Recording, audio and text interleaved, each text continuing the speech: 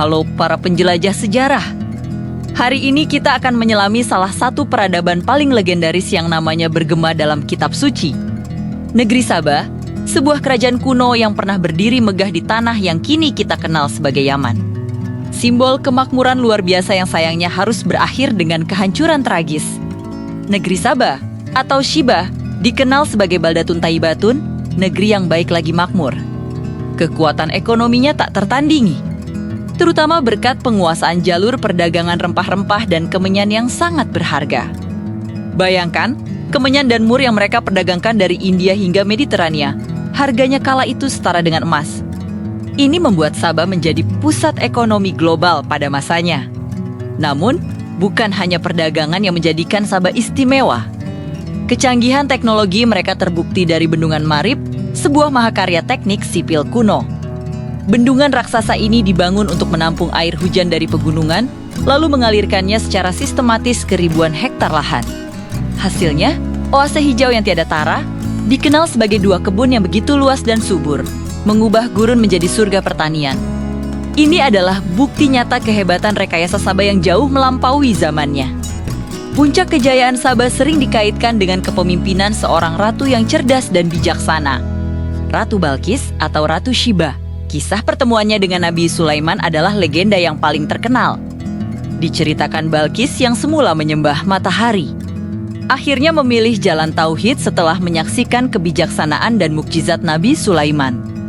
Di bawah kepemimpinannya, Sabah tidak hanya kaya secara materi, tetapi juga menjadi kerajaan yang beradab dan maju secara spiritual. Ini adalah era keemasan di mana kemakmuran dan keimanan berjalan beriringan. Namun, roda sejarah terus berputar.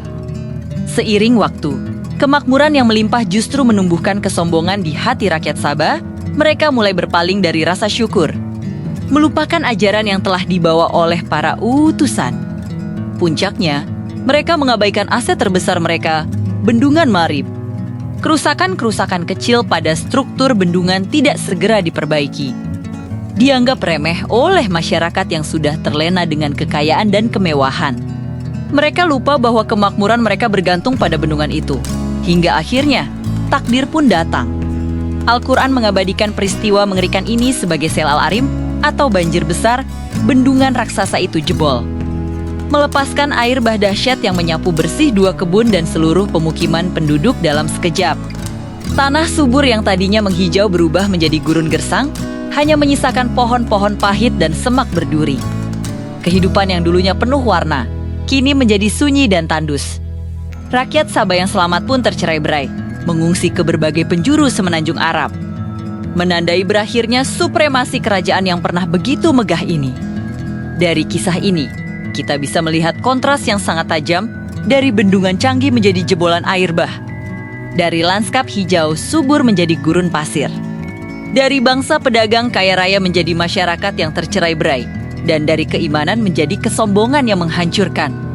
Untungnya, kemegahan Sabah tidak sepenuhnya hilang di telan waktu.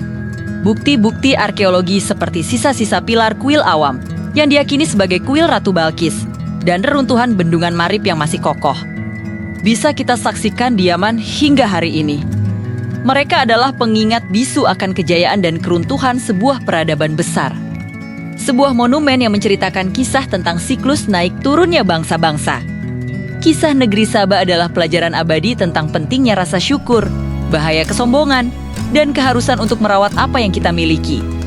Sebuah warisan sejarah yang terus relevan hingga kini.